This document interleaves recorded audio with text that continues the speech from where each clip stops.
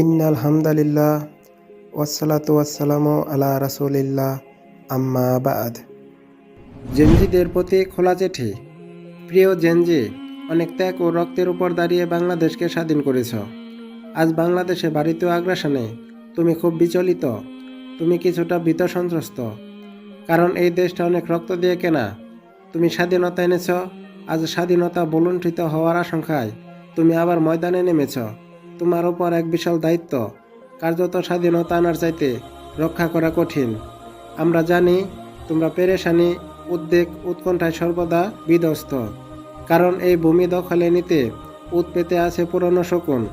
তবে জেনে রাখো, তোমাদের সুসংবাদ দেই, তোমরা তোমাদের পূর্বপুরুষদেরকে চেনো, যারা এই উপমহাদেশকে 700 বছর শাসন করেছে।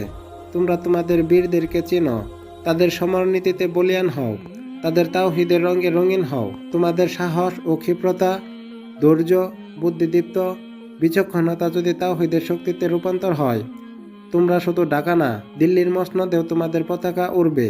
তোমরা জানো না, তোমাদের রক্তবিন্দুতে মিশে আছে হাজ্জাজ বিন ইউসুফ, মোহাম্মদ বিন কাসিম, সুলতান মাহমুদ, আওরঙ্গজেব, বখতিয়ার খিলজি, শাহজালাল, তিতুমির, শরীয়তুল্লাহর রক্তকণা। এই উপমহাদেশ তোমাদের পূর্বপুরুষের চাষাবাদ করা এই সালতানাত আজ পাজিদের দখলে। তুমি তোমার ভূমি পুনরুদ্ধারে মহীশূরের টিপু সুলতানের গর্জনে আরেকবার গর্জে ওঠো।